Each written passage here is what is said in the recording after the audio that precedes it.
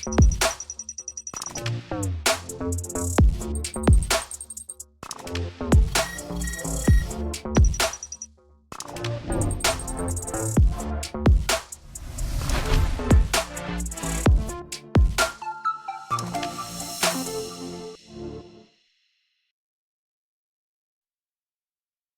Partial Breakaway Podcast with your hosts Nick and Junior and producer Vince, bringing you elite fantasy hockey information to help you win your fantasy leagues and win at life.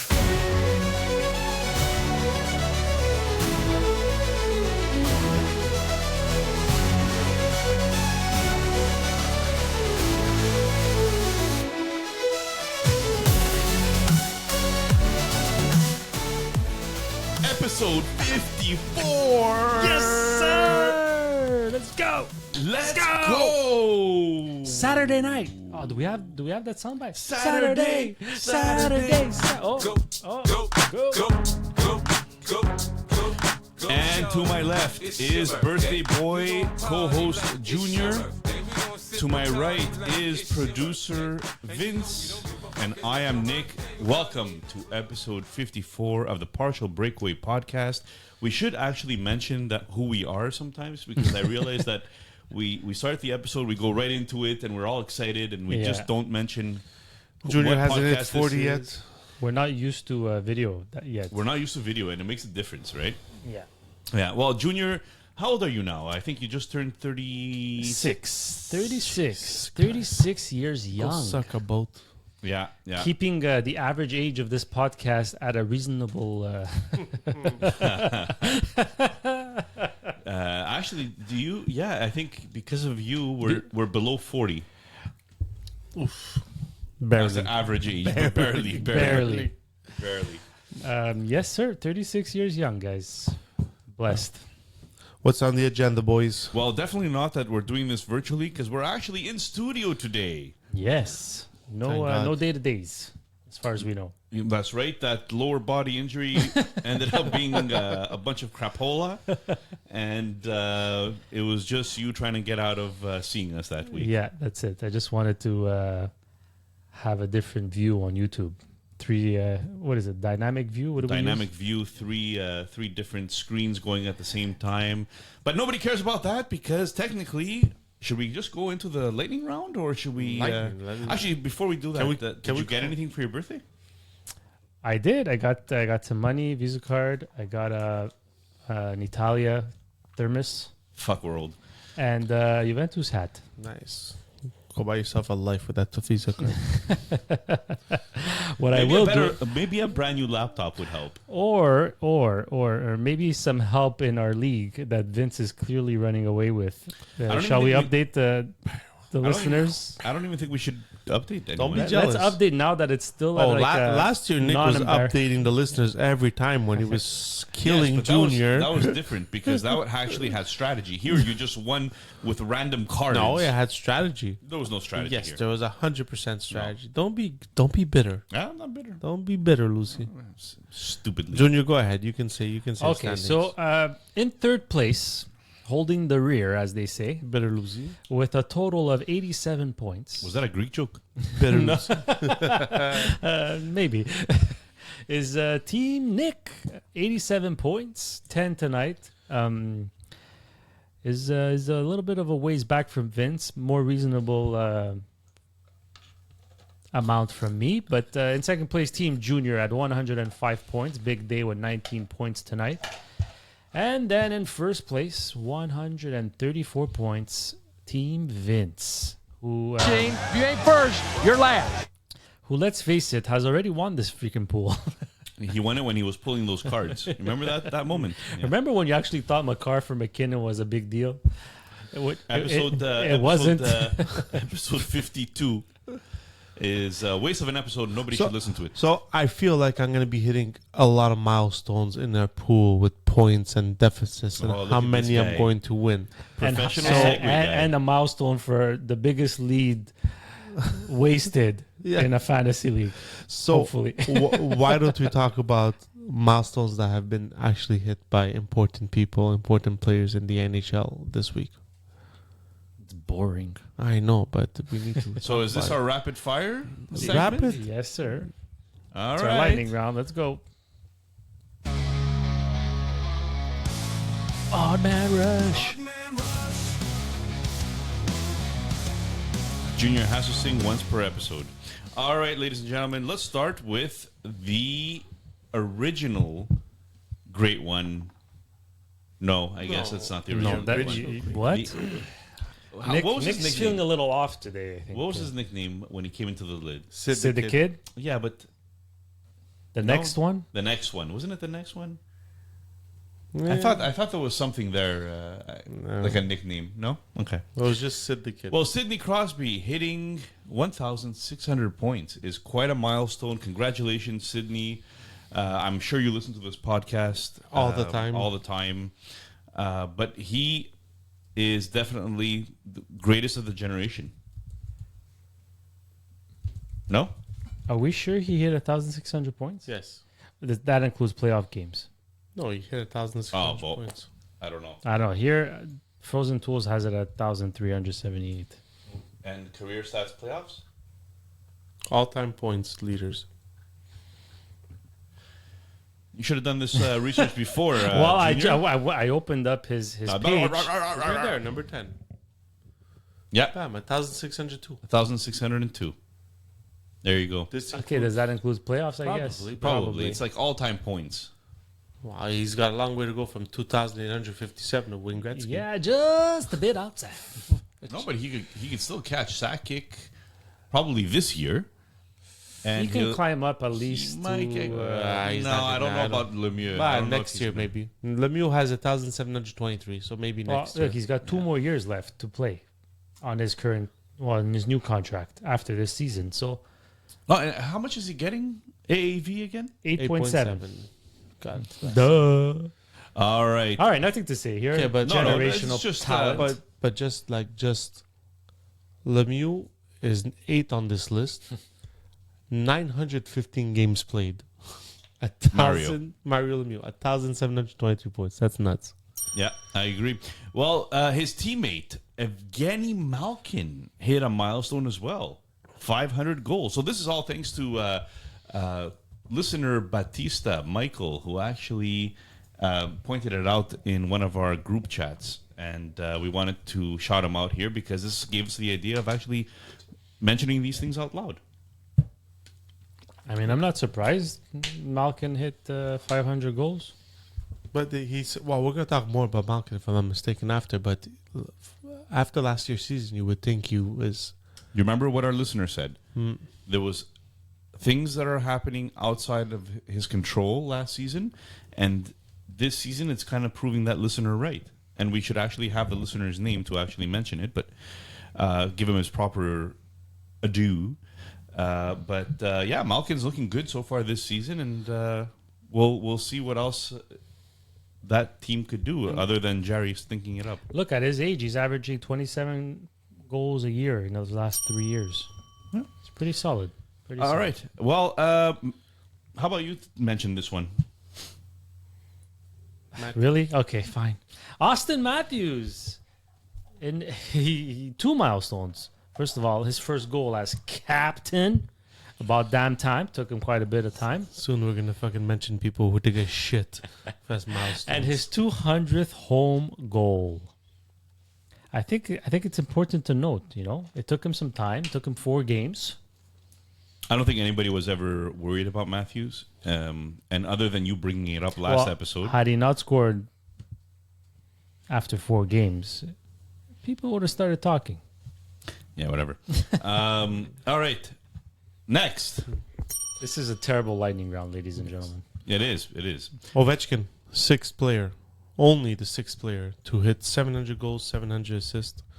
Listen, what can you say? Everybody thought he was dead in the water last year, at the beginning of last year. Then he popped out with 32 goals last season. This year, slow start. I think he got his first goal today. Yes. On Saturday. We are recording on Saturday today because, Saturday. tomorrow we're celebrating Junior's birthday, so we won't be in the right frame of mind to do the podcast tomorrow night. Oh, and I got tickets to Sebastian Maniscalco. Oh, I'm looking forward to that. That should be Look fun. at that. This is a fantasy hockey podcast. Sorry, because but anyways. you asked me earlier. and, Okay. Yeah, What's okay, next? let's go to more fantasy-related topics. We ready? yeah, Jerry sucks. Tristan Jarry. If you have Tristan Jarry, you're better off sitting him and not starting a freaking goalie. Okay, right here, right here. He's soon gonna be in the Corpusalo No, conversation. that was my question. Guys, who's a worse NHL goalie, Corpusalo or Jarry? Jerry's just. I don't like being negative. But guys, I'm sorry. This is not looking good for Tristan Jarry Look, right now. last year, I told myself, you know what? The team sucks. Like, they just have to figure it out. They're going to turn it around. Jarry's a good goalie. Jarry's not a good goalie. No, stop banging the table. He's not a... Like, don't wait for it to turn around. It's not going to turn around. Okay, do you remember we spoke about this, and the reason why I remember this is only because I saw it on TikTok in one of our whatever posts that we had. It was a discussion about Jarry and how he did like. Did you say TikTok? Yeah. Follow us on TikTok, everybody. Oh, that's good. Yeah, thanks. At Partial Break Pod. Jarry having like 50% almost quality starts. Like one game he's good, one game he's bad. One game he's good, one day. Well, this year, every game he's bad. Man. Well, So far, I mean, guys, it's very early. It's overreaction. good news I don't for think it's good, overreaction. good news for Pittsburgh fan is Nedeljkovic. Nedeljkovic is had his start, his pre-start in the AHL, and is ready to come back. So maybe this is where Jarry takes a back seat. But at $5 million on the bench, oof. Oh, they did it last year to try to get into the playoffs. They benched him and they rode Nedeljkovic till the end. Was this the first big mistake that Dubas did in Pittsburgh? Did Dubas sign him? Yes. Yep. Dubas signed him to the extension. Yeah, but to his sake, he wasn't this bad when he signed him. Like the years prior to that, No, was- he always had But up and downs. You know what? Jarry was Yeah, but never he was- elite. no, but No. he was He had one really good season there, but guys. Last year, he was being mentioned at being Canada's goalie for the Four Nations Cup this year. that's yeah, another but have you topic seen of Canada's discussion. goalies? Yeah, that's not. Like Binnington is We're talking is about top, Montembeau possibly and Montembeau fighting for a possibly spot. makes it. No, Yeah. I know, but Like it's still, not Times are Canada tough. has for your horrible name goalies. to be in there, you're still can't be that bad. Like he couldn't have been that bad when he signed that contract. No, Canada's goalies are bad. No, Canada's goalies. That I agree with you, but Yeah. it's gonna be interesting. And listen, someone to pick up.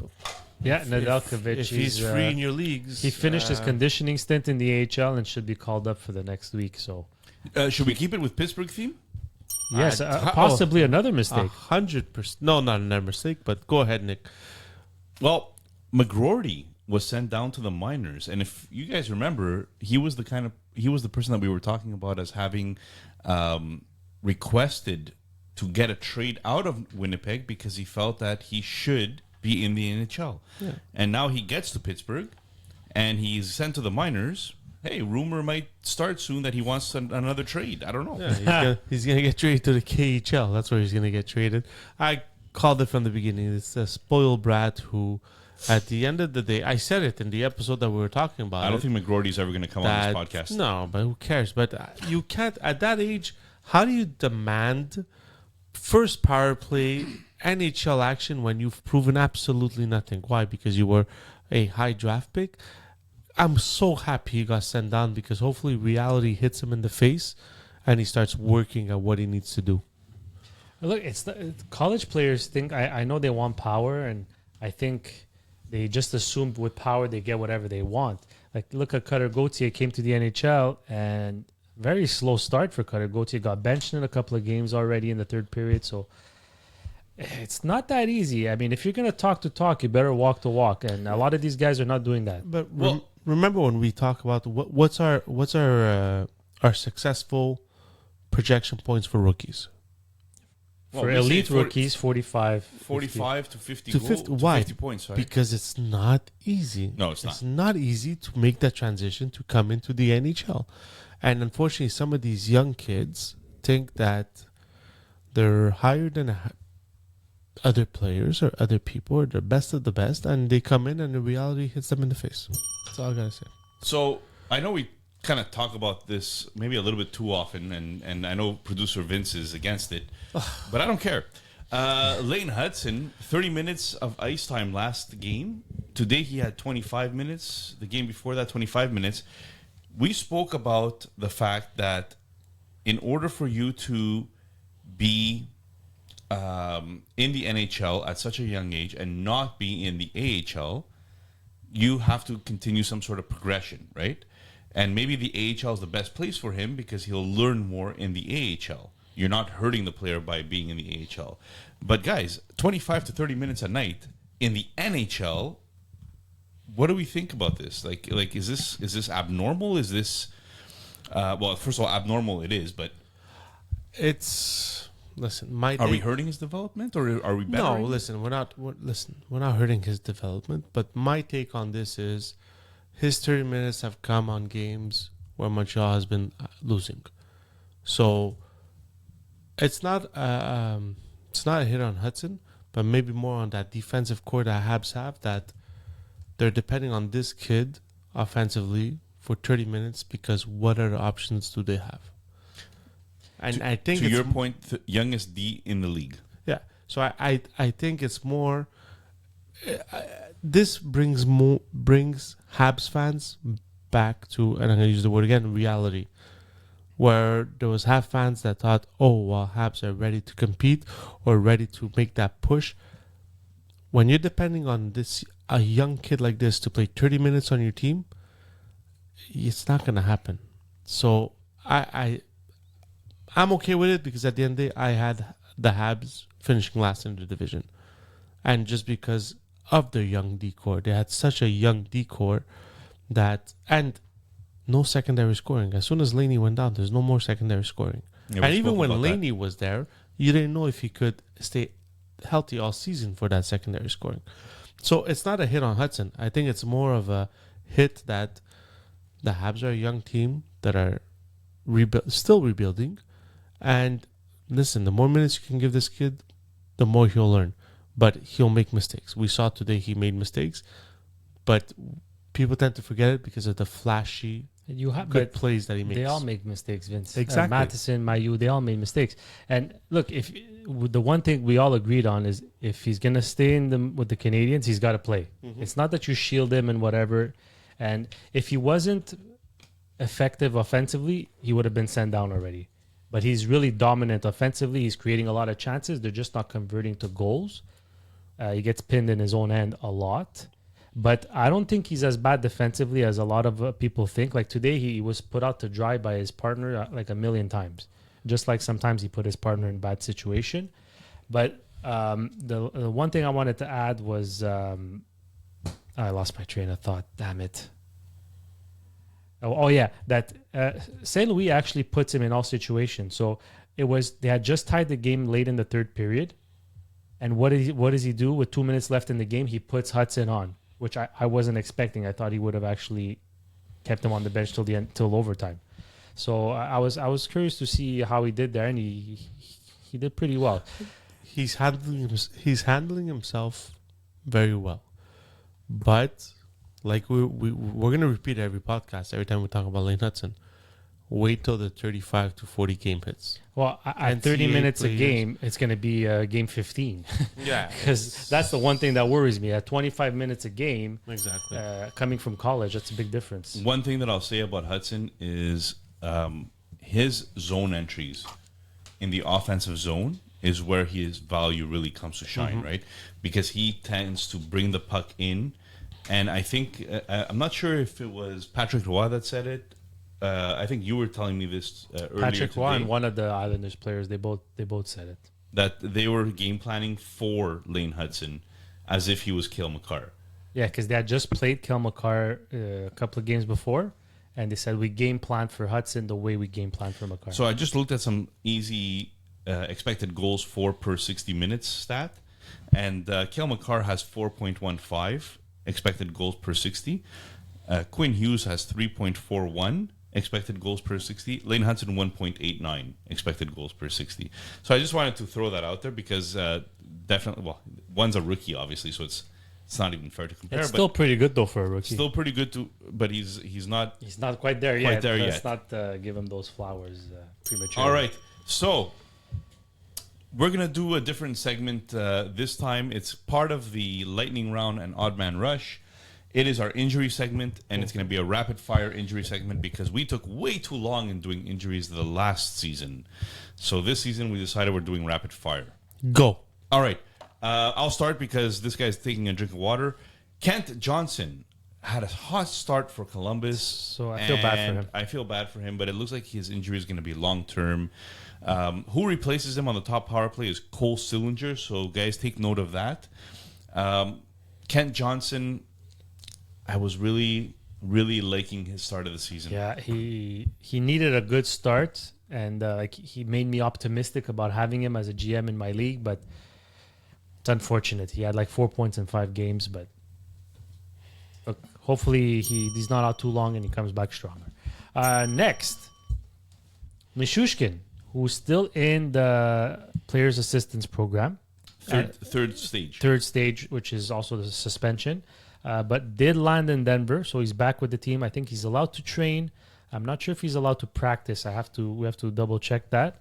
But he's allowed to train in the facility, and if all goes well, should be returning November 12th, November 15th.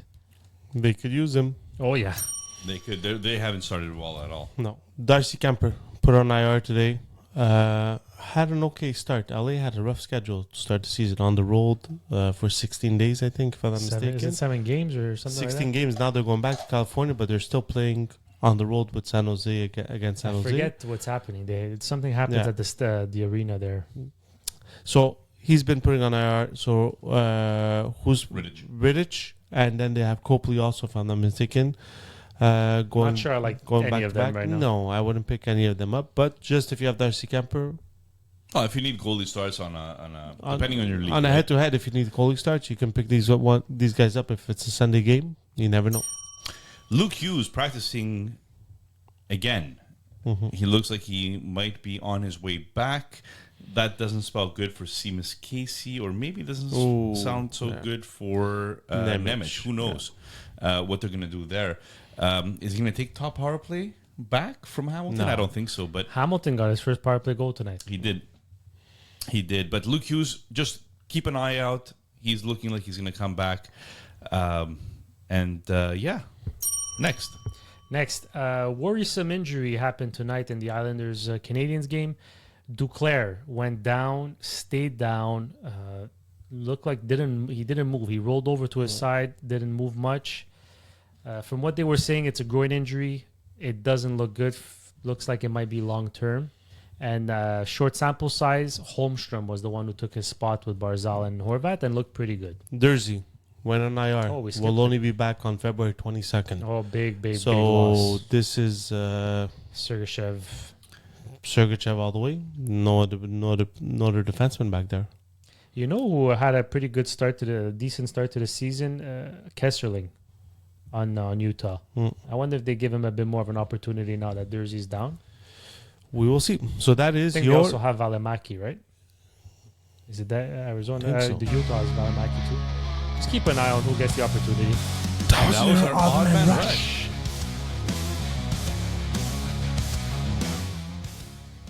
All right, guys. Moving on to our 3-star selection, and there was a lot that we could have picked from this time, but Let me talk to you. we have the first honorable mention as Hofer from St. Louis, the goalie that is opposite Binnington. Binnington had a very good year last year, but Hofer is looking good this year. 2 games played, again, short sample size, right? But this week he had 2 games played. 2 of them were wins, and one of them was a shutout. He also got an assist thrown in there just for fun on an overtime goal. So Hofer starting the year off strong. Maybe somebody that you look at in your waiver wire, see if he's available. That might be a good one. Yeah, I feel like St. Louis this year with goalies are just gonna go with a hot hand. They're gonna give it. Bennington had it, lost. Give it to Hofer. Once he loses it, Bennington will come back. The 3rd star. I mean, we couldn't leave this guy out of the goalie goal. goal. Philip Gustafsson, 3 games played, 2 wins, 1 OT lost. Obviously, he had the goalie goal, so we had to mention him as the third star. The Goliath. Up and down, up and down. You know what, Gustafsson, I just traded him in a league because I'm tanking in that league, and Gustafsson is too good to be on my team right now. I needed somebody that gets me 0 points. So with listener Bamia, I traded. He gave me Scott Morrow and Akira Schmid, which are 2 green flags to throw on my team, and I gave him Philip Gustafsson. So it is what it is. Our second star from the New York Rangers, Artemi Panarin. 3 games played, 4 goals, 4 assists, 8 points. He's on an absolute tear. I mean, we didn't expect him to hit the 120 points he did last year. He's on pace for 197. Does he keep that up? Imagine. That's what's keeping Early season point paces are fun. Yeah, those are the best. That's what's keeping Mr. Tino Mayo up there in LPHL. But look, he looks like he'll be in top 5 conversation. It looks at least that much. He looks good. And the He first looks good. star, Nick. The one Sam? player that I said will not hit 50 goals this year. Yes, and you're looking bad there. Sam Reinhart, 4 games played, 4 goals, 5 assists. That's insanity. 9 points in 4 games. And that is without Barkov and Kachuk the last couple of games. I I know. was gonna say last year we spoke of like Scheifele needing Connor or not or whatever. Yeah. Reinhardt definitely doesn't need Kachuk or Barkov. Okay, so I'm going to throw this out there because we had listener Cappy last year ask us Sam Reinhart or Zach Hyman. Zach Hyman, right? And Zach Hyman this year, not so great. Well, the team is not so great. Hasn't had a not so great start, but listen, can you even go against Reinhardt right now? He's just keeping it up. And, Yeah, exactly. And great player since his Buffalo days. But this is just a great fit for him in Florida. Do you guys remember the coach of the Toronto Raptors, Mitchell? What he was remembered for? No. 0-0-0. That's Zach Hyman's stat line in 6 games this year. Not looking great. Hence why Hamilton is in the stat line that they are in. I think that has more to do with their goaltending. But anyways, why don't you throw off some waiver wire pickups for our listeners this week? Okay, so a few waiver wire pickups. Obviously, the waiver wire pickups, we were looking for players who are not rostered on some teams, who have a low percentage of rosters. So basically, they'll be in most of the team's waiver pickups. The first guy, Anthony Cirelli, Tampa Bay. Seems like he's got his game going. 4 games played, 1 goal, 3 assists. He's only 4% rostered. And if So what's our cutoff? Sorry, is it 50%? 50%. Okay. And if your league counts face-offs and blocks and hits, well, Cirelli is a guy to go pick up, especially on face-offs. He's one of the tops when it comes to that category. And he's on a line with Paul and Hagel because Well- they stacked the first line in Tampa, and they've been pretty productive. Another guy, Ross Colton from Colorado. So secondary scoring, Colorado has had a huge problem with secondary scoring. Well, this guy is doing his due. 5 games played, 4 goals, 1 assist. He's only 3% rostered in most leagues. If you need depth players, listen, until Niskushin comes back, he could be your guy to give you a few extra points. And you know how we say, mostly with Pittsburgh, it's not because you're going to go play with Crosby that you're going to be so productive.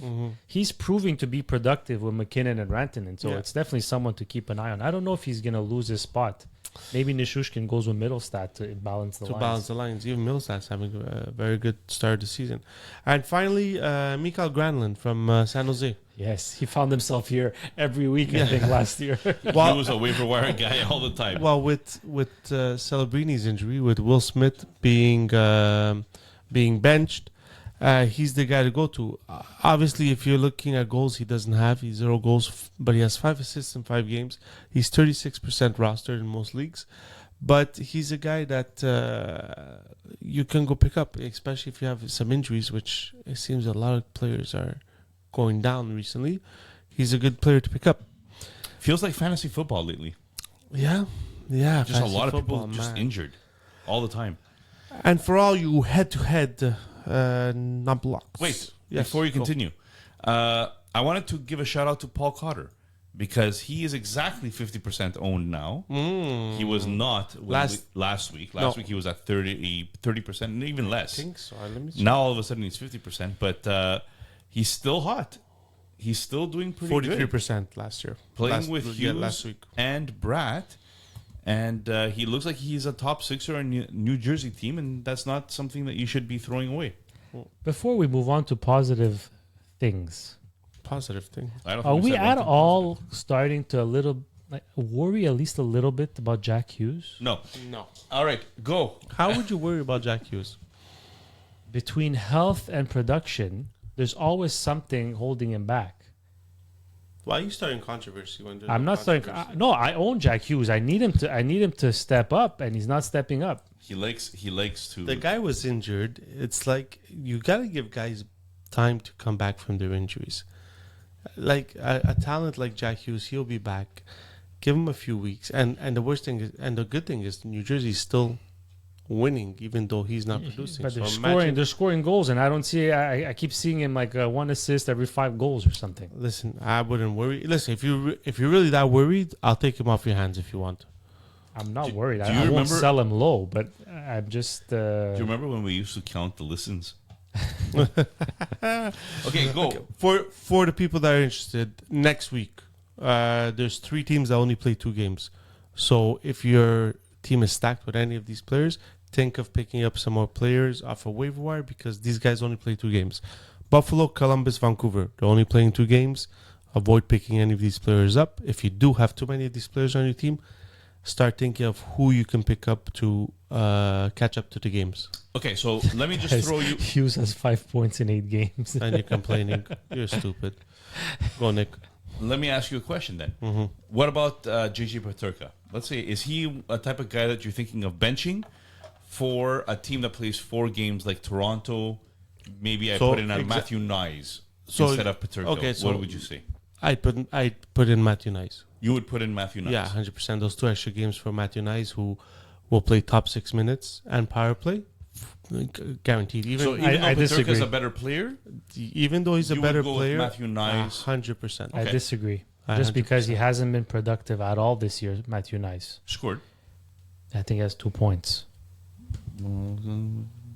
Okay, but And the Thompson, Tuck, and Peterka line have been on fire this week.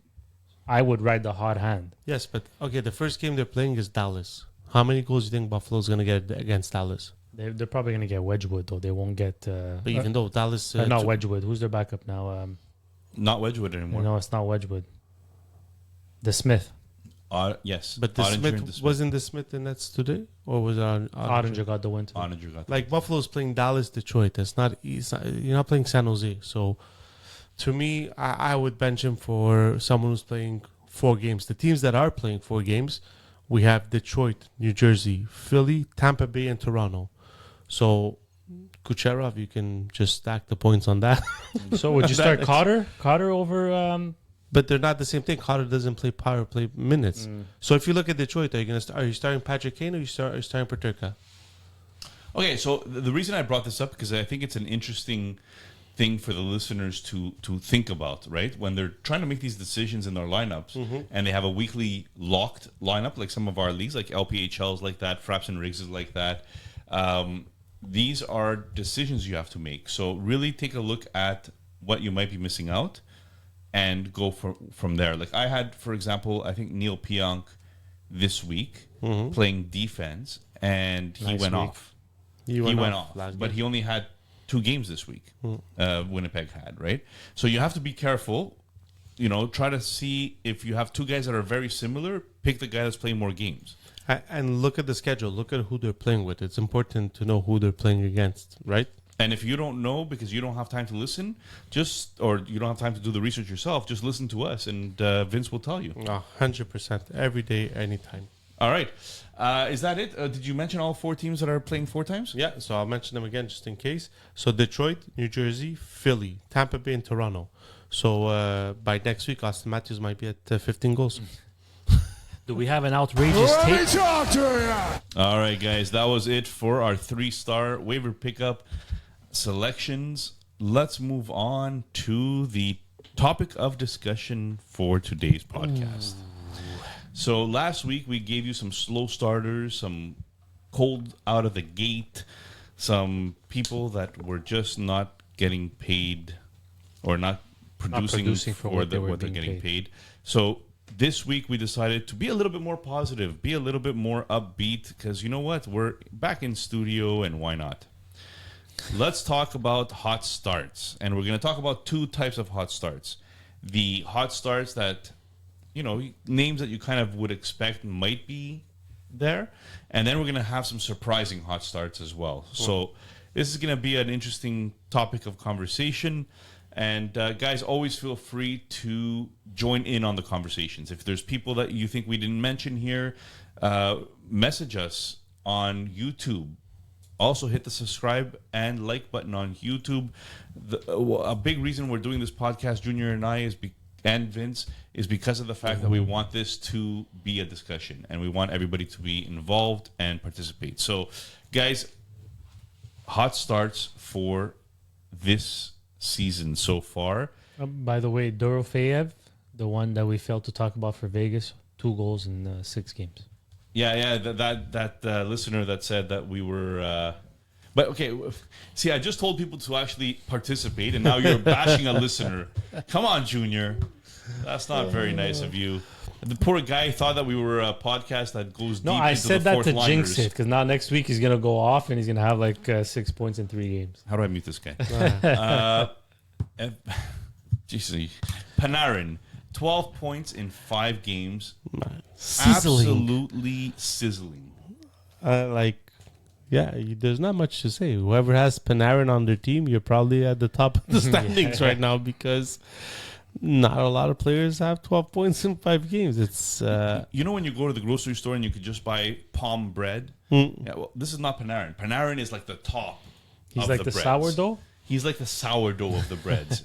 He needs to age. you know what I think happened? I think Shesterkin challenged him, saying that he was the best player on that team and he should be the highest paid player. So Panarin went out and said, "Really? How about we do it this way?"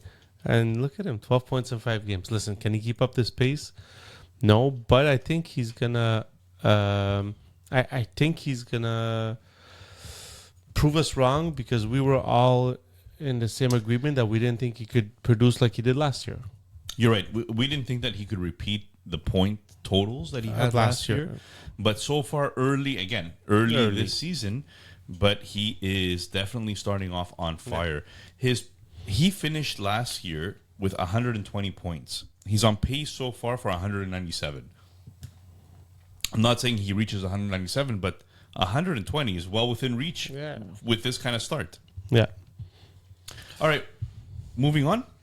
Moving on. The Revenge Tour. Another listener of ours participated and had told us that Malkin was indeed going to have a better year, and we've already spoken about it a couple of times. We still didn't get his name because we haven't got back to look at the old messages again.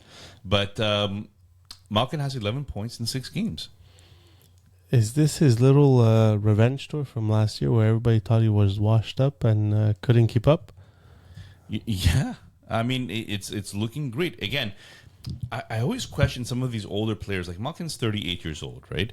I question these older players at the beginning of the season. They have all this freaking juice and strength and whatever. And as the 82 game season progresses, I wonder if their body starts to break down a bit. So it'll be interesting to follow that for Panarin and Malkin. But let's be honest. He finished 67 points last year. That was his lowest point total in forever. I think the lowest ever, actually. Sorry, that's his lowest point total ever in his career. There's even seasons that he only played 33 games and he still had a point pace of 70. You know what I mean? So he only had 67 points last year. He's on pace for 150. I mean, we're not going to count that, but still, great start to the season for him. He's going to pass the 67. Yeah, he could easily hit. He could get close. If he keeps up like this, he could get close to the point per game this year. And he's been healthy for 2 years in a row. 82 games, 82 games. 4 power play points. The power play, we said if the power play could improve just a little bit, it'll help Man, everybody. we know what we're talking about on this podcast. But do you remember? Do you see in my drafts? Malkin went last round almost. Yeah. People were just not interested in Malkin in redraft leagues this year, and I think it's a big mistake. I think LPHL he's still a free agent. Well, we can't pick up in LPHL, so. No, but during the draft, nobody picked him up. Yeah. Right? Penguins are 15th in the league on the power play, There you which go. was better than 20-something 29th. last year. So, I mean, small sample size, but a nice early improvement. Ooh, Tampa Bay, Kucherov, the guy who never disappoints, and the guy who stays on the blue line to get his hat trick in an empty net in one game. 9 points in 4 games, 7 goals. I mean, Only 2 power play points. I thought it would have been more than that. listen, just like Stamkos is struggling in Nashville, Tampa Bay's power play is struggling without Stamkos. He's on an 185-point pace. Last year he did 144 points, guys. 140. What a great Yeah, season on pace last for year. 146. Imagine Jeez. back-to-back 140 seasons. That's nuts. And what's nice to see is he has 7 goals, 2 assists. I would have thought it would have been reversed. He's usually the assist guy. That's right. He had So, 100 assists last year. I mean, the 30.4 shooting percentage, it's nice and early there. So, Think Tampa Bay regrets getting rid of Stamkos? Not at all. oh boy, that's a Not rough at all. start. Gensel got his first goal today. Yeah. Yeah. For Tampa, Look, too. But at least he was pitching in with the assist again. Yeah. So, guys, anytime that there's a new team and players joining that new team, it takes a while. yeah. And we've said that before, and I think I sent you all a meme of Stamkos Yeah, from Dauber. from Dauber. Yeah, that was pretty funny. But It was the Dumb and Dumber. it was the Dumb and scene. Dumber skit. Yeah, and it was Marchessault and Stamkos. But all this to say, I think that Stamkos is going to be fine, but I don't think Kucherov is going to necessarily change in his point totals. I think Gensel will be great there, and Tampa will be fine. I'm more worried for Vasilevsky than anyone else because we changed our point scoring a little bit in Project Llama, so it's no longer wins count that much, and now all of a sudden you could have a very low point totals because you got 5 goals against and only 20 saves. And still got the win, doesn't matter. Your point totals are still very, very low in that Well, in league. fairness, that was his first game. Today was his first game where he had a very low save percentage. No, even last game, He's he had had a an slow start. 889. I was on record saying I thought he was going to be in the Vesna conversation this year, but he's had a very slow start. So I mean, it's promising if they've been winning with a slow start. So Imagine, maybe he exactly. picks it up a little bit later. And All right, Junior, why don't you tell us some surprising hot starts? well, I don't know if this should be surprising, but I mean, after this start or this season, if he keeps it up, this shouldn't be a surprise anymore. Dylan Strome has had 7 points in 4 games. Obviously, he's on pace for 144. We know that's not sustainable for him, but I think it's time we pay his dues and just accept that he's a good hockey player and he's productive. Even when Ovechkin was not, he was still getting the points last year. 9 shots on goal in 4 games. I wish he would shoot just a little bit more, but I think it's time to just accept the fact that Dylan Strome is here. He's arrived. This is who he is, and you shouldn't be scared to draft him or acquire him in a trade. And that Pierre-Luc Dubois will not take his place, like everybody thought at the beginning of the year. I didn't we- think that, but yeah, you're right. So some people did. I don't Do know we why. think that he's going to have a career year this year? He had 67 as his career best points. I see like 70 as his ceiling. I think this is who he is there, but If he keeps it up like this and Washington is still, let's say, in the mix towards the last few months, I think he can up that to 75, 80 if Washington keeps up what they're doing now. Surprisingly, they're still winning games. They're playing well. We'll mention another Washington player that's also in a surprising start. So, and in terms of peripherals, he's 52% on the faceoffs, which is always nice in the category leagues. On to the next one. Mark Stone. The guy has a bionic wrist. He has screws in his legs, I believe. A healed spleen He's RoboCop basically. I think that's what he is. or Wolverine. Yeah. Until No, Wolverine actually heals naturally. yeah. If you want to get into the comic books, we will. But Mark Stone is like they put things in him to make him stand straight. He's a marionette. He's a marionette. Until trade deadline, and then you'll go on IR. But they have nobody to call up. Right before trade Yeah, they deadline. have to make a trade. Stone, 9 points in 6 games. Eichel has started good. Stone and Eichel are playing together with Barbashev. The line looks good.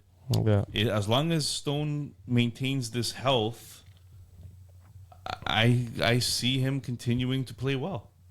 Would you sell high? Look, it's the second week of the season. It's hard to... Like sell high, sell There's low. always one or Yeah. two impulsive people in your leagues, right? Yeah. No, I If understand you that. own him, would you test the waters and see what's out there? I would test the waters, but I think this is sustainable as long as he's healthy. And the only thing that I don't think is sustainable is his health. I mean, he hasn't played more than 56 games in the last 6 years. Yeah, but that's because they need a salary cap space. Yeah, well, they might need it again. Exactly. That's what I said before. Listen, he's playing well, but I wouldn't remortgage my house to get him. He's not he's not that consistent to pay that price for him. So if you can do it within a month, that's when we start talking about buy high or buy low. Also in cap leagues, his cap hit is quite high. So you have to be 9.5. careful. That line has been absolutely fun to watch. Stone, Barbashev, and Eichel. Yeah, I picked up Barbashev, by the way, in our I saw. 3 picks only. I dropped Beniers and I picked up Barbashev, hoping that this Did continues. you guys make any waiver changes in our league? I picked No, up not for this Reinhardt instead of Kachuk. Yeah. Oh. You kind of hinted to that last episode. What a Are we still what a talking about downgrade. that? Yeah, seriously. Next Actually, I think it's an guy, upgrade. who's next guy who's was known for a tough guy, but that could put up the points. Seems like he got his head screwed on correctly at the beginning of the season. Tom Wilson, 6 points in 4 games. His line with Connor McMichael is doing well as secondary scoring for Washington. So I think is the other member of that line Dubois? Is that the line? No, I don't think so. I saw another name. Or Manjapan? No, Manjapan is not a center. But yeah, he's had a nice fun start, disciplined start. Gets power play time. I think there was a point in time where Wilson was a popular pickup. You're right. Couple of years ago. Dubois is Is the it Dubois? centerman. Yeah. And I think he might be falling back into that streamer category, Tom Wilson. Look, if you are in a league that counts hits, blocks, these are all things that Tom Wilson does. And he doesn't put up great points, although he has this year so far. His career best is 58 points. Like, nothing to write home about. No. Right? But at least he throws the hits, and he definitely gets the blocks. So this might be something that you look at for a waiver wire pickup. I would agree with that. Only 2 penalty minutes in 4 games. So that's it. For Tom Wilson, that's pretty in good. deep leagues, he might be a waiver wire We pickup. spoke of like Utah, how like going to Utah it would give them a boost of energy. I think the fact that Washington made all those subtle changes to try to improve their team, whether it was for Ovechkin or for team purposes, I think it also might have given them a little bit of a boost to start the season. Next, hometown boy, Cole Caulfield. 6 goals in 6 games. It's Goal Caulfield. Cole Caulfield. At this rate, yeah, definitely go Yeah, Caulfield. 82 goals this year. Rocket Richard, here we come. What can we say So about pessimistic. what can we say about Caulfield? Well, the good Encouraging. that's what I was going to say. It's that last year we knew that he was coming off an injury and it was causing discomfort. This year he's coming in flying. It's very, very good. His shooting percentage is a little bit high, 30% shooting percentage. So we're not expecting 82 goal pace necessarily. But I think that it's nice to see him produce. It's nice to see that he's on his way to 30-plus goals this year, which I think is a success. I think if he hits 40, it's great. If he can go between 35 and 40 this year, it'd be very nice. But let's be honest, the problems in Montreal are way worse than Cole Caulfield. The problems in Montreal right now is that they have no secondary scoring and they have the youngest D-core in the league. But to touch on your point with shooting percentage, I think it's important not to overthink it either sometimes. Goal scorers will go through spurts. Like their successful spurts will always have a high shooting percentage, and then they're gonna hit a drought. Like they're streaky, so when they hit the drought, it's really low, and when they're on their streak, it's really high, which is normal. We see it 30, but by the end of the season, you usually see it average out. But I feel Nick hit the nail on the head. nail. Yeah, saying if Montreal doesn't start getting secondary scoring, then all teams have to do is concentrate on that first line, and he's gonna get suffocated by the defensive Well, that's what they did assignments. last year. Yeah, And he still ended up being okay. Like that line, produced very well last year. And even the year before that, the Montreal's been a one-line team for the last 3 years. But we want him to hit that 35 to 40, right? We want to see that improvement this year. The power plays. The power a lot of play, it will have to come from the power play. So yeah, Jake Sanderson, I got him. 25 minutes a night. He has 7 points in 5 games played. He's a stud. Can we basically say number one defenseman for Ottawa? Like there was always questions about Shabbat when Chicharum was there.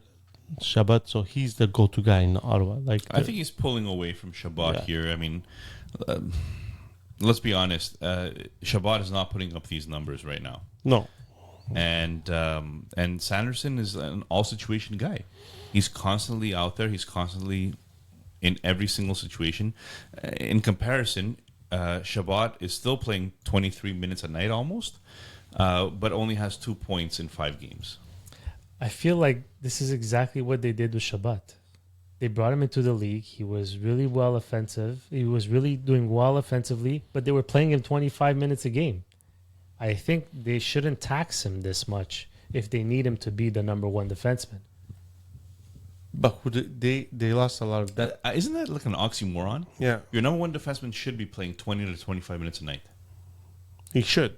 If you're okay with Hudson playing Your number 30 one minutes, defenseman, 22 years old. Yeah, wow, Hudson's what? Hudson's not their number one defenseman. Forget Hudson. Hudson's not their. I'm just saying. If they have nobody else, who cares what his age is?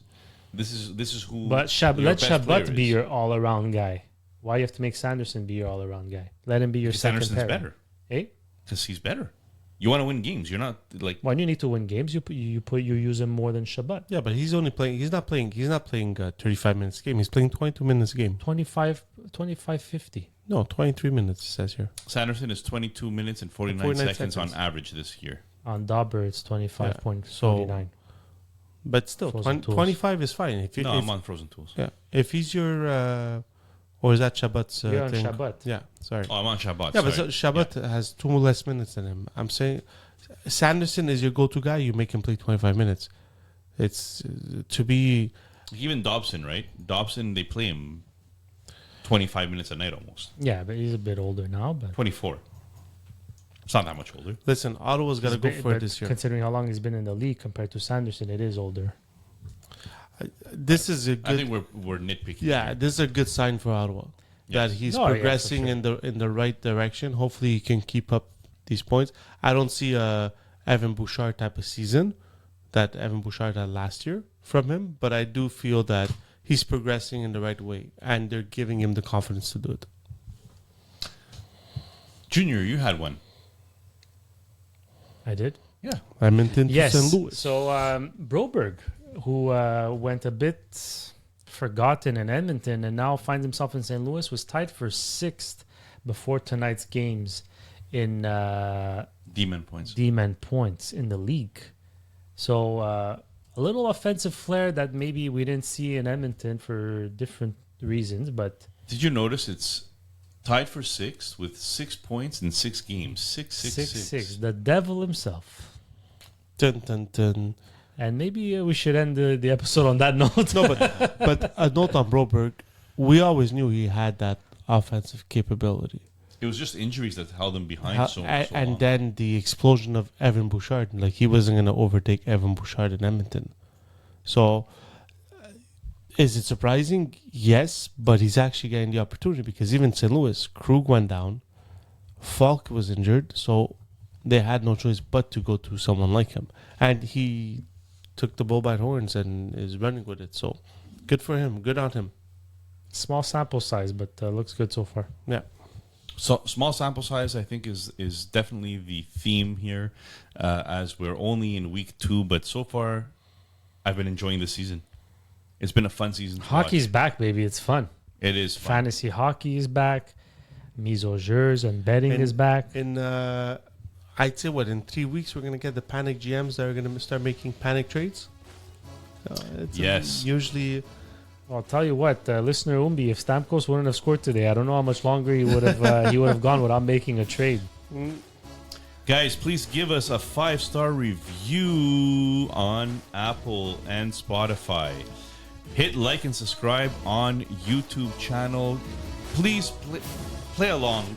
Send us messages. Let us know what you think about these hot starts. And if you want us to have discussions, let us know. We'll have discussions about topics you'd like us to talk about. We have some ideas for segments in the next couple of shows. Hopefully, we can iron things out and introduce them next week. Absolutely. And we're gonna have content to keep everyone high. busy. Yeah. As everybody noticed, we did talk about TikTok this episode.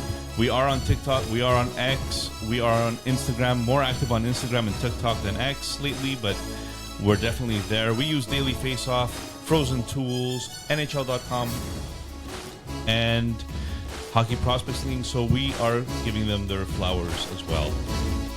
Have a great week, everybody, and we'll do this again next week. That's right. Before we take off on a jet plane.